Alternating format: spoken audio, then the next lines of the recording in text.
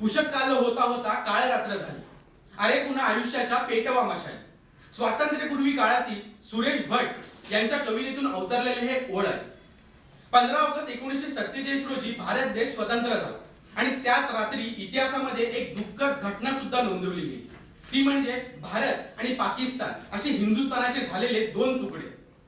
देशाला स्वातंत्र्य मिळाल्यानंतर सगळीकडे शांततामय आणि आनंदाचं वातावरण पसरेल अशी प्रत्येक भारतीयाला अपेक्षा होती. पण जगाचा पोशिंदा असणाऱ्या भूमिपुत्राला काय मिळाले याचे उत्तर आजही आपल्याकडे नाहीये. आणि त्याच वेळी प्रत्येक भारतीयाला पडलेला प्रश्न म्हणजे आम्ही चार किरणांची ही आस का धरावी.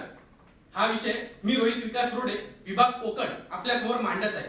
देशाला स्वातंत्र्य मिळून 75 वर्ष पूर्ण झाली. हीरक महोत्सव सुरू होऊन संपला देखील, तरी सुद्धा देश, राष्ट्र आणि राज्य त्याच अराजकतेच्या, अस्पृश्यतेच्या आणि स्वार्थी राजकारणाच्या उंबरठ्यावर येऊन ठेपला आहे. देशाला स्वातंत्र्य मिळावं म्हणून अनेकांनी आपल्या प्राणांची बलिदान देऊन या स्वातंत्र्यरूपी मंदिरात अजून सुद्धा तेच चालू आहे की समाजवाद, जातीयवाद, अंधश्रद्धा, भ्रष्टाचार, दारिद्र्य असे अनेक प्रश्न आपल्याला भेडसावत आहेत. आजही भारतामध्ये अनेक झोपड्यांमध्ये अंधार आहे. पिण्यासाठी स्वच्छ पाणी नाहीये, 2 वेळेचं खाण्याचं अन्न नाहीये. शेतकरी, ज्याला आपण अन्नदाता मानतो, त्याला शेतीला हमीभाव, पीक विमा यासारख्या गोष्टीच उपलब्ध नाही. आजही अनेक खेड्यांमध्ये लाईट पोहोचलेलीच नाहीये. रस्त्यांची व्यवस्था नाहीये, आरोग्यविषयक सोयी सुविधा नाहीये. कुपोषणामुळे आजही मेळघाट सारख्या ठिकाणी अनेक बालकांचा नाहक बळी चाललेला आहे. कारखाने निर्मितीमुळे, कंपनींमधून निघणारे दूषित पाणी हे नद्यांमध्ये सोडल्यामुळे जीवसृष्टीला हानी निर्माण झालेली आहे. थोडक्यात काय तर माणसाने स्वतःच्या स्वार्थासाठी या निसर्गावर घाला घातलेला आहे. लोक अनेक प्रकारची आंदोलने करतात, पण काही ना काही नियम काढून किंवा दडपशाही करून ती आंदोलने बंद केली जातात. आणि मग अशा वेळेला आपल्याला प्रश्न पडतो की आम्ही चार किरणांची ही आस का धरावी.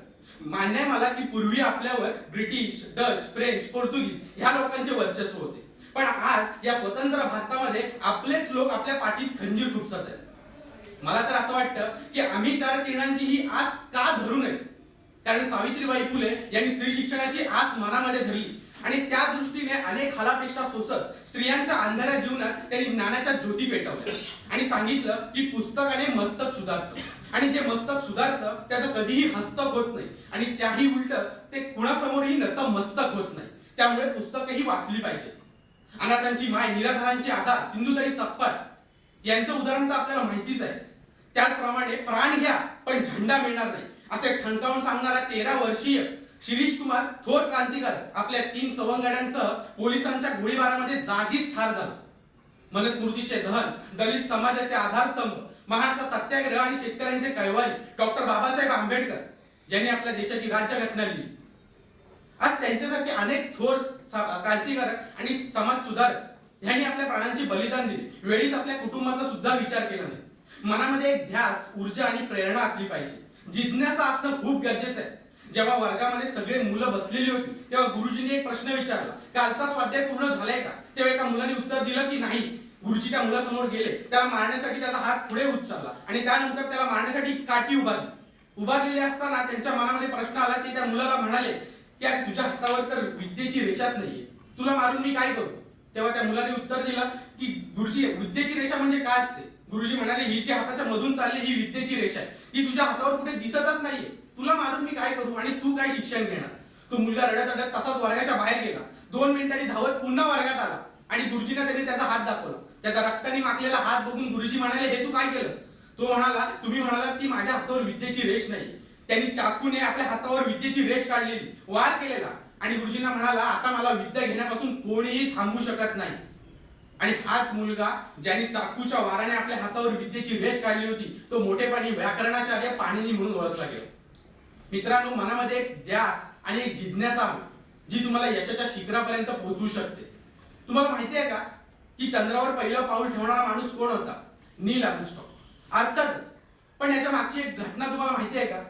जेव्हा स्पेस मध्ये जे अपोलोचे यंत्र होते ते सोडण्यात येणार होते, त्या टाइम मध्ये जेव्हा विचार करण्यात आला होता तेव्हा स्पेसचा पूर्ण अभ्यास असणारा होता तो म्हणजे एडविन अल्ड्रिन. तो या स्पेसचा प्रमुख होता आणि त्याच्यासोबत साथीदार म्हणून नील आर्मस्ट्रॉंग याची निवड करण्यात आली होती. जेव्हा हे यंत्र स्पेस मध्ये सोडण्यात गेले तेव्हा जे शास्त्रज्ञ होते त्यांनी खालून त्यांना एक सूचना दिली की फर्स्ट पायलट गो असं म्हटल्यानंतर जो पहिला ऍडमिन्स होता तो खाली उतरण्यासाठी तयार झाला. त्याच्या मनामध्ये अनेक प्रश्न आले की अरे मी ह्या चंद्रावर उतरलो आणि मी भाजलो तर, मी जळून खाक झालो तर, असे अनेक प्रश्न त्याच्या मनामध्ये आले. खालून पुन्हा एकदा आवाज आला की नेक्स्ट पायलट गो असं म्हणतात नील आर्मस्ट्रॉंग यांनी दुसरं पाऊल टाकलं. आणि तेव्हाच आपण सगळेजण चंद्रावर पहिलं पाऊल टाकणारा कोण तर नील आर्मस्ट्रॉंग याला ओळखतो.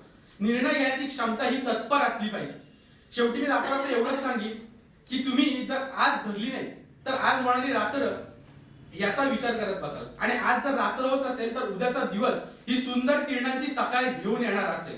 शेवटी जाता जाता एवढंच सांगतो की मनामध्ये अनेक विचार पक्के करा, एक ध्यास मनामध्ये ठेवून द्या, प्रत्येकाने आपापल्या ध्यासाच्या दृष्टीने यशाचं शिखर गाठा. एवढं सांगून मी माझे भाषण थांबवतो. धन्यवाद.